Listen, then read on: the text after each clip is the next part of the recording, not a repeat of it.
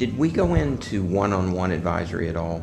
In terms of our advisory, we have two, within advisory, there's two formats. One is called CPR, and the way to think about that is intentional community building through these four kind of components.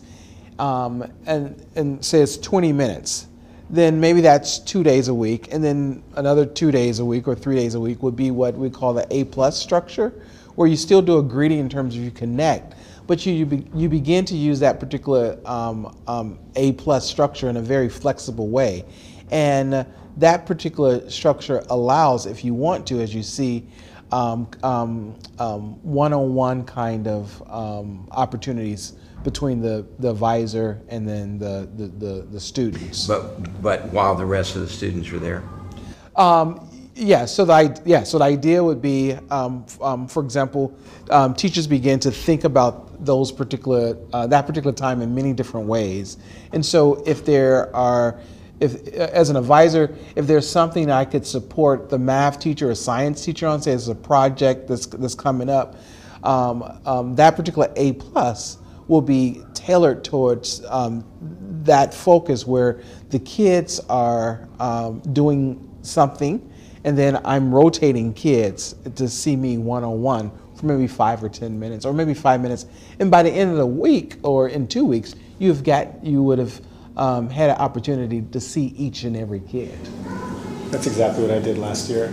The last 2 years, we had advisory time, and about every 3 weeks, instead of doing group advisory, we spent a week rotating kids in one-on-one, exactly like that, because we had to fill out our advisory reports that we're eventually preparing for the mid-semester advisory report, which were handwritten individual student assessments that went out to the parents.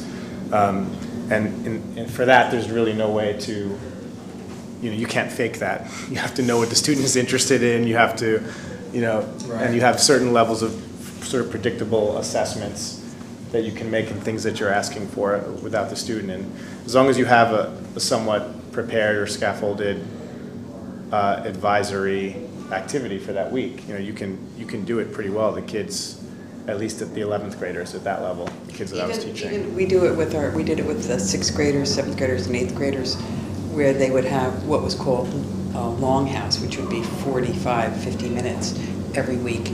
And when it came about, there would be group activities going on, and then there would be also individual times to meet with teachers. But the real check-in time was as it came up to the different parts of the reporting process, that the kids would conference with the teacher while the other kids were working on whatever they were, probably on their self-assessments, and they would talk over how they thought their reports were going to look, what they thought they wanted to communicate to their parents, what, and what would be strategies for them, going forward. I mean, as we've been chatting about a 20 or 30 minute session every other week, have you seen advisory systems that have bi-weekly or weekly serious chunks of times with individual children, not 5 minutes, but longer? The only way, it seems to me to be mostly a staffing issue. If you can, yeah, but let's assume you could solve that. Right. Have you all actually seen systems like that? I haven't. Not that big chunk of time.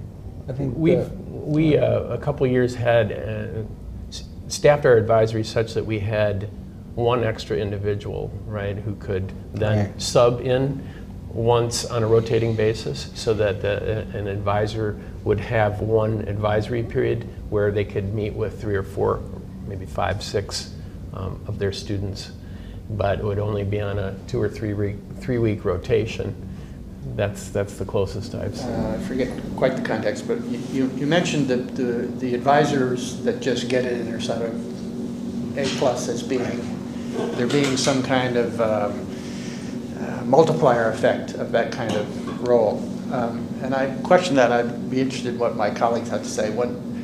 If you take that in the classroom teacher model, the great teachers I've known, everybody sort of knew that they were the great teachers, but I don't think that they had much of a multiplier effect on other teachers. In some cases, people were resistant to them, or they just said, well, Charlie does his thing, or they all acknowledged that he or she was successful in the classroom, but he or she was not influencing other people's teaching. Would you guys agree with that?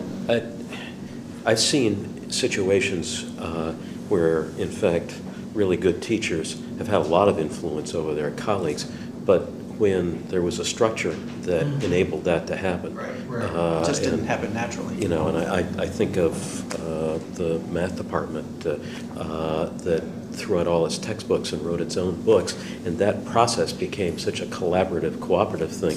They started talking about how they were going to teach the problems, and so there was a lot of cross-fertilization that was going on there. There are other departments that didn't operate that way, but it was the structure of that joint creative process that gave them the opportunity to do it. Like I think student-led advisory. Yeah, I think if we want to make that kind of transfer of skill and experience in advisory, we got to figure out a structure that allows that to happen in a way to talk about it. So I think that your cross-fertilization word is very important rather than somehow supervisory, because I've seen advisors just annoy everybody because they're so ridiculously charismatic and all the kids want to be in their advisory and all the other people feel like they're never, you're always the one with the chocolate, that we had to make rules so advisors couldn't bring in all these, tempting things. Bribes.